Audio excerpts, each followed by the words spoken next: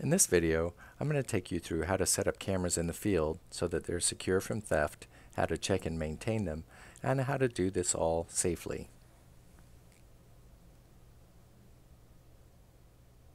Cameras can be deployed in a variety of conditions, near and around highway structures, in forested areas, and other natural and semi-natural areas. Being safe, aware, and avoiding natural and human hazards should be high on your mind. You might find yourself in very hot or very cold conditions, on sloped or slippery ground, on a trail or off a trail, or even up in a tree. One important consideration when establishing your camera positions at a particular monitoring location is to find out where the animals are moving by looking for animal sign, like tracks, scat.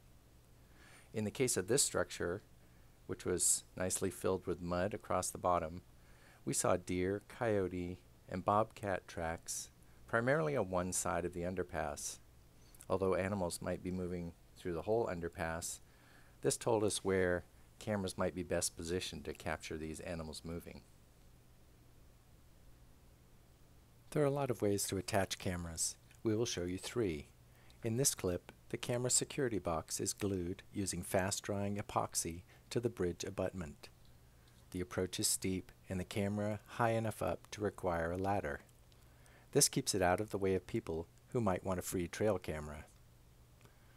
This also means you can't forget to bring your ladder when you come back.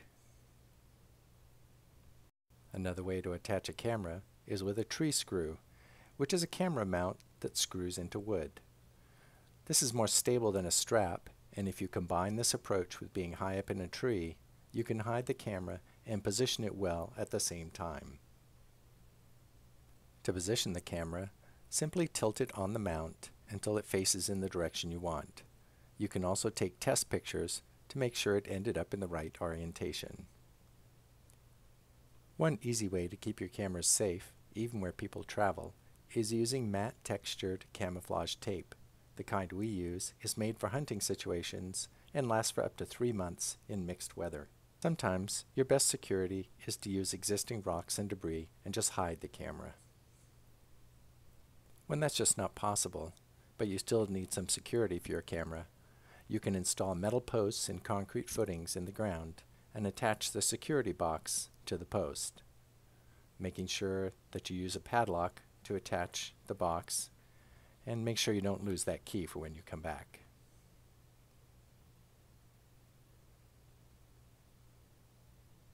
Security measure that we learned from a colleague in the Rockies, Dr. Patricia Kramer, is to use a metal utility box to hide a camera near a wildlife crossing structure. This particular one that we're going to show you is known as a distribution pedestal, and it is attached in this clip to a mounting stake set into a concrete footing. As with most security measures, this approach is not intended to be impervious to highly determined thieves, but the combination of camouflage inside a utility box and toughness of the structure should make it less likely to get stolen. We used about 40 pounds of concrete in a 2-foot deep hole as a foundation for the pedestal. You can make the concrete on site.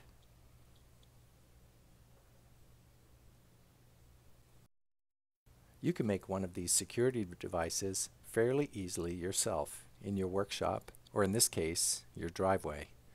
Like any project, measure twice or 3 times before starting to cut.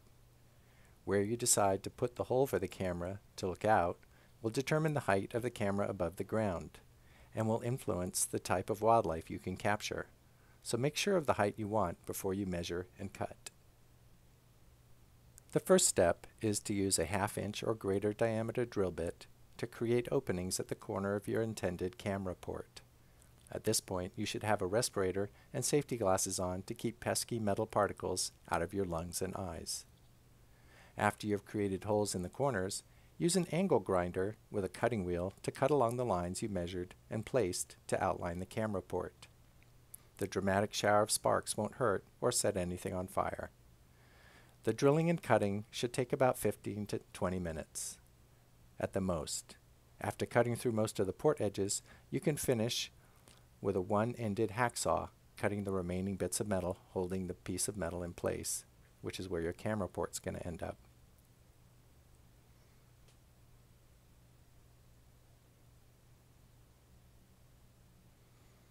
After you've done that, it's usually best to file down the cut edges to reduce your chances of getting cut later. Like a lot of projects like this, there will be some fiddly bits. One is lining up the camera with the port. The camera is mounted on a carriage bolt through the back of the pedestal. Another fiddly bit is getting the padlock through the side of the pedestal. You'll do this through the holes you drilled through the base and the removable front of the pedestal while they were still together. I didn't show you that part. Make sure the padlock is fairly heavy duty, since this is one of the weak points of the system. Finally, put rocks and debris around the base to make it look like the whole thing belongs there. Setting up the cameras should be done following the manual that accompanied the camera you bought. After setting the camera up, on a post or on a tree, position it facing your study area and check its view frame using this simple technique. Use a smartphone to take a picture of the camera's view. Periodically after you set up the camera, you're going to visit it to swap out the SD card, change batteries, and clean the camera's optics using a lens cleaning kit. Do this with a buddy and wear safety gear. If you can, bring a laptop, which will allow you to check pictures on the SD card.